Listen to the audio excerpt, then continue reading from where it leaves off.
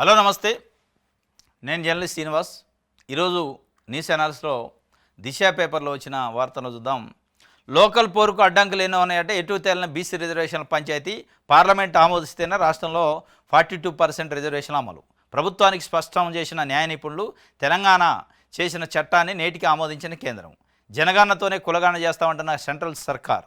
50% రిజర్వేషన్లకు అవరోధంగా సుప్రీంకోర్టు తీర్పు. ఒకవేళ సర్కారు జీవో ఇస్తే ప్రతిపక్షాలు కోర్టులను ఆశ్రయించే ఛాన్సు. స్థానిక ఎన్నికలు లేక నిలిచిన కేంద్ర ఆర్థిక సంఘం నిధులు. లోకల్ పోరుకు అడ్డంకులు ఎన్నో ఉన్నాయట, కనపడుతూనే ఉన్నాయి కాళ్ళకి. ఈ లోకల్ పోరుకు అడ్డంకులు ఎన్నో ఉన్నప్పటికీ కాంగ్రెస్ పార్టీ నాయకులు అడ్డంకులు తొలగించే కార్యక్రమం కానీ కనీసం ఢిల్లీకి పోయి ఆ పంపిన బిల్లు ఏమైంది? ఇప్పుడు ఆ ఢిల్లీకి పోయిన ప్రభుత్వ పార్లమెంట్ ఆమోదిస్తేనే ఉంటుందట రిజర్వేషన్లు. ఎటు తేలిన పంచాయతీ అంటే తేలిస్తే తేలిది, తేల ఉందట తేలిది. ముఖ్యమంత్రి రేవంత్ రెడ్డి గారు ఇదే తీర్మానం పైన అసెంబ్లీలో మాట్లాడుతూ అవసరమైతే అఖిలపక్షాన్ని తీసుకొని ఢిల్లీకి పోతాను. ఈ బిల్లు పంపాక కూడా నాకు తెలిసి ఒక 10 సార్లు ఢిల్లీ పోయిండు.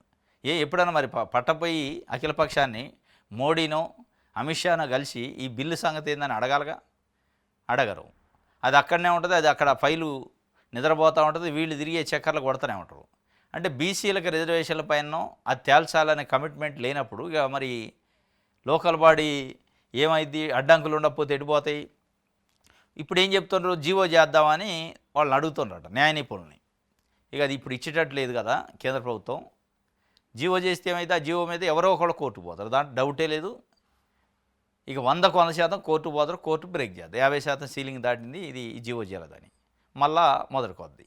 ఇక దాని తర్వాత ఏం చేస్తారంటే జీవో ఇచ్చినాం మేము, కానీ కొంతమంది కోర్టుకు పోయారు, దాని వెనక బీఆర్ఎస్ ఉందంటారు, బీజేపీ ఉందంటారు, ఇంకా ఉండంటే వాడిని బురద చల్లి కాబట్టి మేము ఇప్పుడు ఇయ్యలేము, పార్టీ పరంగా ఇస్తామని చెప్తారు.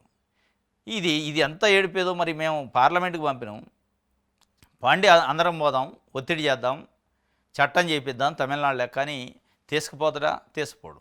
నిజంగా ఆ ప్రయత్నాలు ఒక 2-3 సార్లు చేసి అఖిలపక్షాన్ని తీసిపోయి అక్కడ అవసరమైతే ప్రొటెస్ట్ నిరసన చేసి అప్పుడు కూడా కానప్పుడు మీరన్న పార్టీ పరంగానో ఇంకోటో చేయాలి.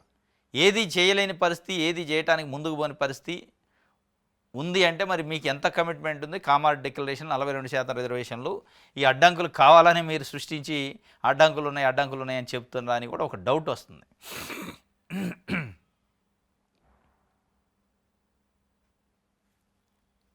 రైట్, ఇది దిశకు సంబంధించి వెలుగు చూద్దాం. ఆడబిడ్డలకు టాప్ ప్రయారిటీ ఇవ్వాలని ముఖ్యమంత్రి గారు రేవంత్ రెడ్డి గారు చెప్పిన అన్ని శాఖల్లో వారికి ఏం చేయగలమో ప్రతిపాదనలు సిద్ధం చేయండి అని అధికారులకు సీఎం రేవంత్ రెడ్డి గారు ఆదేశాలు ఇచ్చిండట. 1 కోటి మంది మహిళలకు ఏడాదంతా పని కల్పించేందుకు ఏర్పాట్లు. 5 ఏళ్లలో 1,00,000 కోట్ల వడ్డీ లేని రుణాలు ఇవ్వాలి. ఇప్పటికే 21,000 కోట్లు మంజూరు చేశారట. ఇంకొక 79,000 కోట్లు మంజూరు చేయాలనుకుంటా. మొత్తానికి ఆడబిడ్డలకు ఏ డిపార్ట్మెంట్లో అయినా ఆడబిడ్డలకు ప్రయారిటీ ఇవ్వాలని చెప్తుండు. పంప్ హౌజులను ఆన్ చేయండి, వారం టైం ఇస్తున్నాం, లేదంటే లక్షల మంది రైతులతో వెళ్ళి మేమే మోటార్లు ఆన్ చేస్తామని హరీష్ రావు చెప్పిండు. మేడిగడ్డ నుంచి నీళ్లు వృధాగా పోతున్నాయి, 36 రోజులుగా కల్వకుర్తి పంపులు బంద్ ఉన్నాయని విమర్శ. కుంగిన బ్యారేజీల నుంచి నీళ్లు ఎత్తిపోయాలా? మేడిగడ్డ, అన్నారం, సుందెళ్ళ ఇంకా ప్రమాదాలు ఉన్నాయి మంత్రి ఉత్తమ్ కుమార్ చెబుతుండు. ఇదే అంశం పైన 2024 ఆగస్టులో కూడా సమస్య వచ్చింది. పంప్ హౌజులు ఆన్ చేయలే, రోజుకు 10 లక్షల క్యూసెక్కుల నీళ్ళు కిందికి పోతున్నాయి. లాస్ట్ ఆగస్టులో అనుకుంటా, ఆగస్టు. అప్పుడు కేటీఆర్ ఒక 50 మంది నాయకులను తీసుకొని వాళ్ళ ఎమ్మెల్యేలు నాయకులు అందరూ కలిసి అక్కడ పోయారు, పరిశీలించారు. కిందకి 10,000 క్యూసెక్కుల నీళ్లు ఉట్టికి పోతున్నాయి, ఎందుకు పంపులు ఆన్ చేసి మొత్తం రిజర్వాయర్లు నింపుకోవద్దు అంటే ఆడ పంపులు ఆన్ చేస్తే వరద నీళ్ళే పంపులలోంచి పైపుల్లోంచి పోయి రిజర్వాయర్లో స్టోర్ చేసుకోవచ్చు. దాని పర్పస్ అది. మేడిగడ్డ కానీ అన్నారం కానీ సుందిళ్ళ పెద్ద పెద్ద పంప్ సెట్లు ఉన్నాయి ఆడ. ఆ పంప్ సెట్లు ఆన్ చేయలేని పరిస్థితి. ఎందుకు ఆన్ చేయలేదంటే ఏమంటున్నారు వీళ్ళు? కూలిపోయేది, అది కొట్టపోయే ప్రాజెక్టులో ఆనెట్ చేస్తాం అంటారు.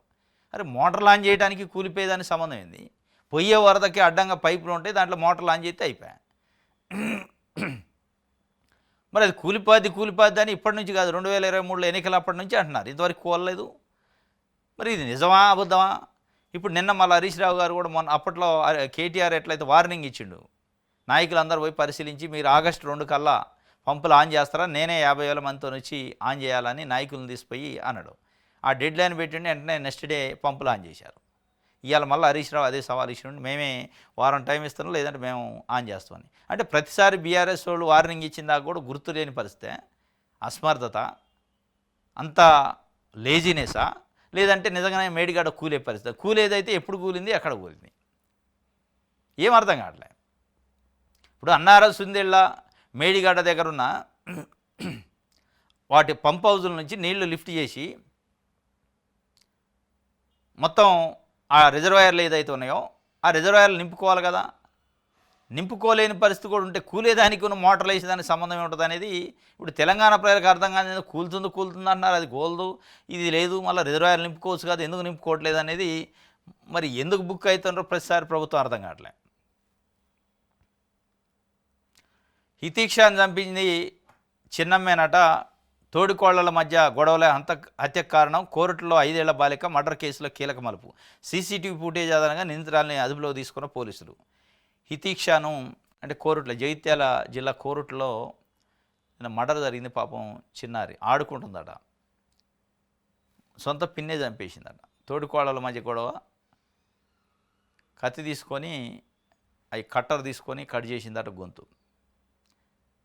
ఇద్దరు ముగ్గురు పిల్లలు ఆడుకుంటున్నారట, దాగుడు మూతలాట. ఒక చిన్న బాత్రూంలోనే ఎక్కడ దాక్కుంటే అదే కనిపెట్టి అదునుగా పోయి మెడకాయ కోసి చంపేసిందట. చంపేసి మళ్ళీ యథామామూలుగా ఈ చనిపోయినప్పుడు ఆ కుటుంబ సభ్యులు ఎమోషనల్గా ఏడుస్తూ ఉంటారు కదా, ఆ ఏడ్చే గుంపులో కలిసి ఆడుతుందట. అర్థం కాలే కొద్దిసేపు జనాలకి. అంటే ఎవరు చంపారని అర్థం కాక ఎవడో అక్కడ సైకో ఉన్నాడు, వాడు పక్కన ఎవరు చంపారు, అది ఇదన్నీ రకరకాలుగా అనుకున్నాడు. చివరికి ఆ సీసీ ఫుటేజ్ ఇస్తే ఆమె చంపినట్టుందట. ఇక మనుషులు, మానవత్వం, విలువలు, మానవ సంబంధాలు ఎట్లా మంటగలుగుతాయి అనేది. తోడుకోళ్ల మధ్య గొడవ ఉంటే గొడవ వాళ్ళు పెట్టుకోవాలి, జుట్లు బీక్కోవాలి, అవసరమైతే శరీరంలో దెబ్బలు కొట్టుకుంటుపోయాయి. పిల్లలు ఏం చేశారు, ముక్కు పచ్చలారిన పాప చంపేసే పరిస్థితి. ఎడిపోతున్న మానవత్వం. అదే మీరు ఉంటే మీ మెడకాల కోసుకుంటుపోయాయి. పిల్లల్ని ఎందుకు చంపటం, పిల్లలేం పాపం చేశారు పాపం. ఇట్లా ఈ మధ్యకాలంలో పిల్లల్ని చంపడం ఫ్యాషన్ అయింది. సొంత తల్లిదండ్రులు కూడా పిల్లల్ని చదవట్లేదని ఒకటి నీళ్ళలో ముంచి చంపటం, లేకపోతే ఉరేసి చంపటం, అప్పులైన అని పిల్లల్ని నదిలో దూకి చంపించి వీళ్ళు తావటం, ఇవన్నీ చేస్తాను. ఇది నిన్న కోరుట్లో జరిగింది.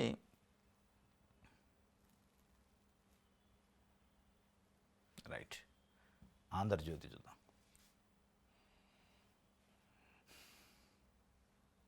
మూత్ర పరీక్షకు దిక్కు లేదట, రాష్ట్రంలో పతనావస్థలో ఈఎస్ఐ వైద్యం.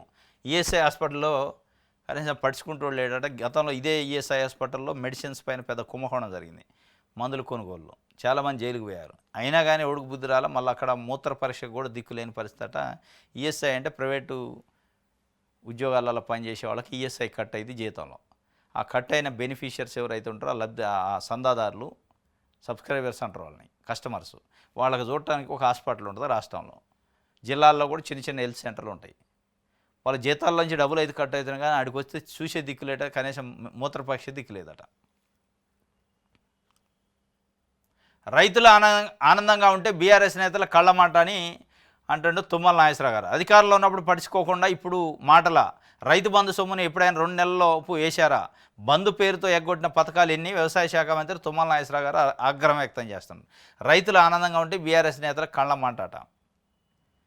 నాయకులు సరే బీఆర్ఎస్ నేతల కళ్ళమాట, లేకపోతే కాంగ్రెస్ కళ్ళమాట, ఇంకొక బీజేపీ కళ్ళమాట పక్కన పెడితే, నాయకులు అంటే ఇవాళ రాజకీయ నాయకులు ఎట్లా ఉన్నారంటే, ఇదే తుమ్మల నాగేశ్వరరావు గారు రోడ్లు భవనాల శాఖ మంత్రిగా ఉన్నాడు, ఎక్కడ కేసీఆర్ క్యాబినెట్లో. అయాల ఇదే తుమ్మల నాగేశ్వరరావు గారు ఇదే ఇవాళ పోచారం శ్రీనివాసరెడ్డి, కడియం శ్రీహరి వీళ్ళంతా బీఆర్ఎస్లో ఉండే అప్పుడు. ఇదే టీము మళ్ళీ తెలుగుదేశం పార్టీలో కూడా ఉన్నారు.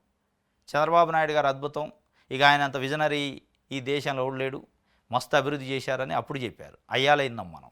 నిజమేనా? చంద్రబాబు నాయుడు గారు అద్భుతం అట, ఆయన అంత మంచివాడు లేడట, ఆయన అంత విజనరీ, ఆయన డెవలప్ చేస్తున్నట్టుగా దేశంలో ఎవరు చేయలేదట అని అయ్యాల వీళ్ళు చెప్పారు, మనం విన్నాం. మళ్ళీ ఇదే టీము కేసీఆర్ కాడికి వచ్చి కేసీఆర్ పార్టీలో ఉన్నప్పుడు ఈ కేసీఆర్ దేశంలో రైతు బాంధవుడు, రైతు నేత, ఈయనకు మించిన వాడు లేడు, రైతులకి దేవుడు, ఇది అది అని వీళ్ళే పొగిడారు. మళ్ళీ ఇవాళ కాంగ్రెస్లో ఉండి ఏమంటుండు, అన్నదాతని రైతులను ఎప్పుడు కూడా ఆనందంగా ఉంటే బీఆర్ఎస్ నేతలకు గెట్టదు, ఎప్పుడైనా మీరు చేశారా పని అంటున్నారు. మీరేగా అలా ఉంది అయ్యాల కూడా.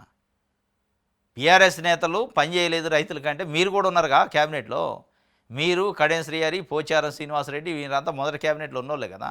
మరి ఏం చేయనప్పుడు అయ్యాలు ఎందుకు పొగిడారు? అంటే ఎట్లుందంటే నాయకుల పరిస్థితి, మీరు తెలుగుదేశంలో ఉండి పొగిడితే అయ్యాల తెలుగుదేశం పార్టీ మంచిదని మేము నమ్మాలా, మీరు కాంగ్రెస్లో ఉండి పొగిడితే ఇవాళ కాంగ్రెస్ మంచిదని మేము నమ్మాలా, మస్తు చేస్తుందంటే. మళ్ళీ మీరు మధ్యలో బీఆర్ఎస్లో ఉంటే బీఆర్ఎస్ మంచిదంటే నమ్మాలా. అంటే జనాలు ఎట్లా కనపడతారు మీకు? ఇక ఇట్లా అయింది రాజకీయ పార్టీ నాయకుల పంద. ఆశ్చర్యం వేస్తుంది అసలు మనం వింటే. పాత రికార్డులు ఇట్లాంటి నాయకులు 3 పార్టీలో ఉన్నారు కదా, 3 సార్లు మాట్లాడిన మాటలు గిట్ట దగ్గర పెట్టుకొని వింటే వాళ్ళకు వాళ్ళే సిగ్గుపడాలి, ఓహో మనం ఎంత మాట్లాడినామని.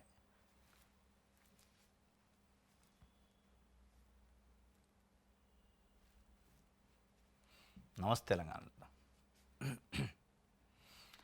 మంగళవారం 11 గంటలకు ప్రెస్ క్లబ్లో చర్చకరా సీఎం. రైతులకు ఎవరేం చేశారో తేలుద్దాం. 72 గంటలు టైం ఇస్తున్నా, ప్రిపేర్ అయ్యిరా. అన్నదాతకు సున్నం పెట్టేది మీరే, రేవంత్ రెడ్డి సవాల్ను స్వీకరిస్తున్నాం. ఆయన సవాల్ ఇచ్చినది నీకు కాదు కేసీఆర్ కానీ వాళ్ళు చెప్తున్నాయి. మంగళవారం 11 గంటలకు రా అంటే ఆయన రాడని తెలిసి ఆయన రమ్మంటాడు. ఆయన రాడు, ఆయన చర్చ పెట్టడు. వాళ్ళు ఏమంటున్నారు కాంగ్రెస్ పై, నీకు ముఖ్యమంత్రి రేవంత్ రెడ్డి అంత స్థాయి కాదు, ఆయన అవసరం లేదు నీతో చర్చకి, మేము వస్తామని కాంగ్రెస్లో ఉన్న ఇక కింది నాయకులు ఉంటారు కదా వాళ్ళు చెప్తున్నారు. ఇక వాళ్ళు వస్తారు, వాళ్ళేమో రావడానికి ప్రయత్నం చేస్తారు, వీళ్ళేమో రావడానికి ప్రయత్నం చేస్తారు. ఆ ప్రెస్ క్లబ్ కార్డు రానికుండా పోలీసులు అడ్డుకుంటారు. ఇదే జరిగేది. ఏముంటుంది ఆడ? ఈ చర్చ ఉండదు, మన ఉండదు, దీనికోసం టైం వేస్ట్ ముచ్చట.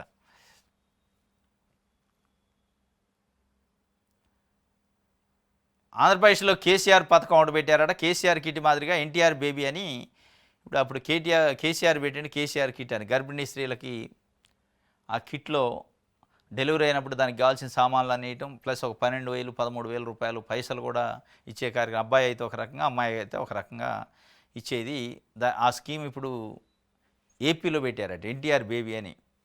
అంటే ఇక్కడ నుంచి కాపీ కొట్టిండు అన్నట్టు. రైట్. సున్నం చెరువుపై తలో లెక్కట, ఎటు తేలని ఎఫ్టీఎల్ పంచాయతీ. అది తేలదు కానీ పాపం అక్కడున్న పేదోళ్ళు బిక్కోళ్ళు రెక్కాడితే డొక్కాడిన వాళ్ళదైతే లెక్క తేలింది. వాళ్ళని పాపం బయటికి పంపించారు.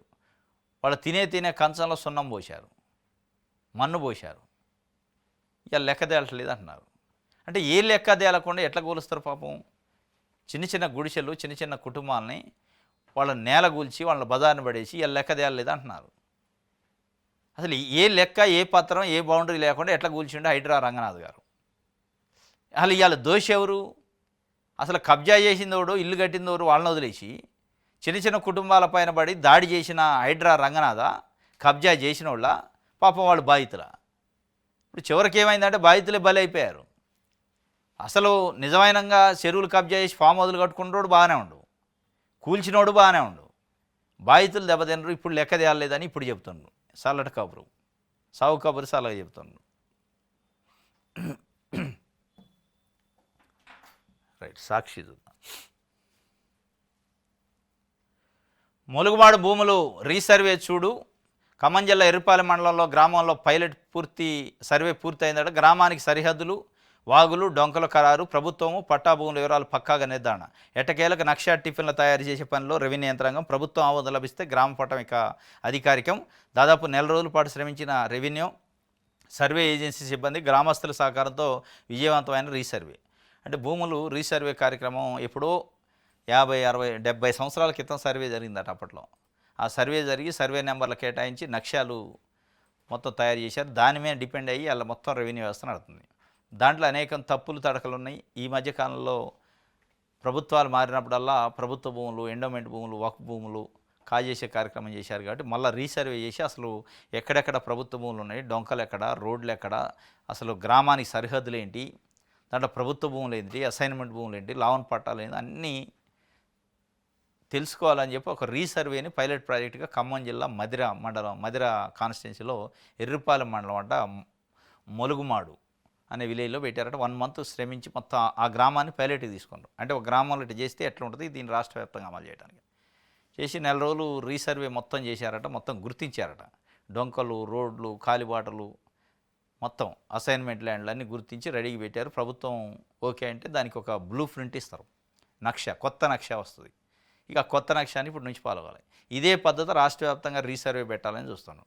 కానీ సరే ఒక ములుగుమాడులో అంటే ఒక ఊరు అంటే వేయం, కానీ రాష్ట్ర వ్యాప్తంగా నిజంగానే రీసర్వే చేసే పద్ధతి అయితే మంచిదే, రీసర్వే చేయటం. కానీ దాన్ని కందిరీగలు తుట్టేది. దాన్ని కదిలించేటప్పుడు జాగ్రత్తగా కదిలియాలి. కదిలిస్తే చాలా సివిల్ ఇష్యూస్ అవుతాయి, పంచాయతీలు అవుతాయి, గొడవలు కూడా అవుతాయి. వాటిని అన్నింటినీ గెజ్ చేసి వాటన్నిటి పరిణామాలను ఎట్లా ఎదుర్కోవాలి, సమస్య వస్తే దానికి సొల్యూషన్ ఏందో ముందే ప్లాన్ చేసుకోవాలి. చేసుకొని ముందుకు పోతే తప్ప అది వచ్చినప్పుడు చూద్దాలని మళ్ళీ గుడ్డెది చేలో పడ్డట్టు పోతే మొత్తం వ్యవస్థ అడ్డం తిరిగి మధ్యలో ఆపాల్సిన పరిస్థితి వస్తుంది. లగచర్లలోకి ఎట్లా ఫార్మా కంపెనీ అని పోయి గొడవ కాగానే ఆపినట్టు ఆపాల్సి వస్తుంది.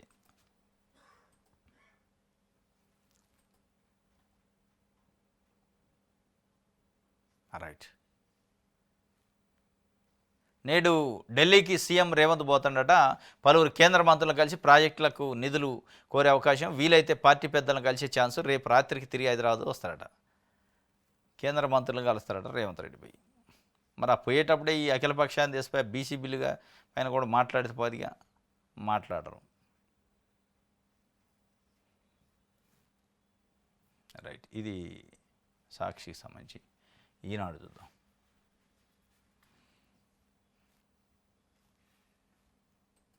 ఎప్పుడు ఆన్ చేయాలని నాకు తెలుసు అంటాడు. మాకు తెలుసు అని ఉత్తమ్ కుమార్ రెడ్డి చెప్తుండే. ఎప్పుడు నీళ్ళని అయిపోయాక ఆన్ చేస్తావు, నీళ్ళని కిందికి పోయి సముద్రంలో కలిసాక ఆన్ చేస్తావా? మరి మీకు తెలిస్తే ఆయన పోయి పోయినసారి కేటీఆర్ వచ్చి డెడ్ లైన్ పెట్టిన దాకా ఆన్ చేయవుతాయి, ఆయన పోయి పరామర్శించగానే పెడతాయి. మళ్ళీ ఇప్పుడు ఎప్పుడు ఆన్ చేయాలో మాకు తెలుసు. కన్నెపల్లి మోటార్లు ఎందుకు ప్రారంభించాలని హరీష్ రావు నిన్న ప్రెస్ మీట్ పెట్టి మరీ కడిగి పారేసిండు. మరి ఇప్పటికైనా ఎప్పుడు ఆన్ చేయాలో తెలుసు అనే బదులు కూర్చొని చర్చించి ఏంటి అసలు వరద ఎంత పోతుంది, మోటార్లు ఆన్ చేస్తే ఏంది, ఆన్ చేయకపోతే ఏంది, వచ్చే నష్టం ఏంది, లాభం ఏంది చర్చించాలిగా. ఎప్పుడు ఆన్ చేయాలో నాకు తెలిసి అని ఉట్టినే వదిలేస్తే ప్రాజెక్టులు లిఫ్ట్లపై ఈ నెల 11న ఎస్సీఐడబ్ల్యూఏఎం సమావేశంలో నడుస్తాం. కన్నెపల్లి పంప్ హౌస్పై హరీష్ది ప్రజలు తప్పుదావ పట్టించే కుట్ర మంత్రి ఉత్తమ్ కుమార్ రెడ్డి చెబుతుండు. మరి మీరు ఆయన తప్పుదావ పట్టిస్తాంటే మీరు కరెక్ట్ ఏదో చెబితే అయిపోద్ది కదా.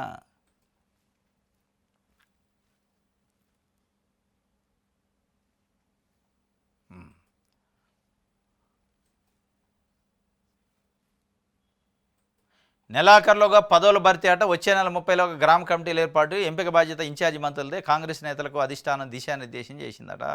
నెలాఖరులోగా పదవుల భర్తీ. పాపం కాంగ్రెస్ పార్టీ కార్యకర్తలు, నాయకులు 10 ఏళ్ల పాటు జెండాను మోసి అనేక రకాల అవమానాలు, నష్టాలు, కష్టాలు ఓర్చిన వాళ్ళకి ఇవాళ అసలు వాళ్ళని కానినోళ్ళు లేడు, వాళ్ళ గురించి పట్టించుకుంటూ లేడు. ఏ కాడికి మంత్రులు పదవులు వచ్చిన వాళ్ళు వాళ్ళ వాళ్ళ వాళ్ళ వాళ్ళ ఆ పదవులు దాన్ని అనుభవించడం దానిపైన ఉన్నారు తప్ప కింద స్థాయిలో కార్యకర్తల పట్టుకొమ్మల పార్టీకి కార్యకర్తలు కష్టపడ్డరు, అవమానాలు పడ్డరు, కష్టాలు పడ్డరు. వాళ్ళ పరిస్థితి ఏంది, వాళ్ళకి ఏమైనా పదవో ఇంకోటో ఇవ్వాలి అనే ధ్యాస లేకుండా ఇక టైం పాస్ చేస్తారు. ఇప్పటికే ఇంకో 4 నెలలు అయితే 2 సంవత్సరాలు అయింది ప్రభుత్వం వచ్చి. మరి ఎప్పుడు ఇస్తారు పాపం అనేది వాళ్ళు 1000 కళ్ళతో ఎదురు చూసి ఒక రకంగా అసంతృప్తికి లోనవుతున్నారు. అయినా కానీ పట్టించుకోవట్లే. ఇక ఎప్పుడు ఒక నెలలో ఒక 2-3 సార్లు త్వరలో భర్తీ అని ఒక ప్రకటన ఇస్తారు, వదిలేస్తాను. ఇక వాళ్ళకి ఇసుకొచ్చింది, వీడు ఇచ్చేది కాదు మనం తీసుకునేది కాదు నాయన, ఇది తింటే ఇలా బాగు చేయలేము అనే పరిస్థితికి వచ్చింది. ఇక నిన్న బట్టి విక్రమార్క డిప్యూటీ సీఎం గారు ఏం చెప్తుండు, మా సంక్షేమ పథకాలతో ప్రతిపక్షాలు గల్లంతైనాయి అని అంటాడు. మీరు ఆద్యమాతో మా సంక్షేమ పథకాలు ఇస్తున్నాం కాబట్టి ప్రతిపక్షాలు గల్లంతైతాయి కాబట్టి కార్యకర్తలను గాలికి వదిలేసినా పర్లేదు అనుకుంటే చాలా తప్పును పడతారు, మీరు చాలా ఇబ్బందులు పడతారు రాజకీయంగా. మీరు ప్రతిపక్షాలు గల్లంతైనాయి అని మీరు అనుకుంటున్నారు, మీ స్వపక్షంలోనే నాయకులు అసంతృప్తిగా ఉన్నారని బయట చర్చ. మీ కాంగ్రెస్ పార్టీకి సంబంధించిన జిల్లా లెవెల్లో ఉన్న నాయకులు, మండల లెవెల్లో ఉన్న నాయకులు వాళ్ళకి సరైన ప్రాధాన్యత లేక వాళ్ళు అనేక కష్ట నష్టాలు కోర్చి పార్టీ జెండాని వదలకుండా 10 ఏళ్ల పాటు ఎన్ని ఇబ్బందులు బీఆర్ఎస్ వాళ్ళు పెట్టినా ఓర్చుకొని ఉన్నారు. అట్లాంటి వాళ్ళకి కనీసం ఒక పదవి లేకపోతే వాళ్ళకి పిలిచి పలకరించే పనో ఉండాలిగా. కనీసం పట్టించుకునే నాదులు లేకుండా ప్రతిపక్షాలు గల్లంతైనాయి కాబట్టి మా కార్యకర్తలు అవసరం లేదని వాళ్ళ గాలికి వదిలేసే గల్లంతైన వాళ్ళే లేపు మీకు దిక్కు అవుతారు. మీరు ప్రతిపక్షాలు గల్లంతైనాయి అని మీ కార్యకర్తలను గల్లంత చేస్తారు. మీరు ప్రతిపక్షాలు గల్లంత చేసినా పర్లేదు, మీ కార్యకర్తలను గాలికి వదిలేయకుండా ఉంటే మీకు రాజకీయంగా భవిష్యత్తు ఉంటుంది. ఇది ఈనాడుకు సంబంధించి. ఇది ఈరోజు న్యూస్ అనాలిసిస్. రేపు తాజా వార్తలతో తిరిగి కలుసుకుందాం. Thank you.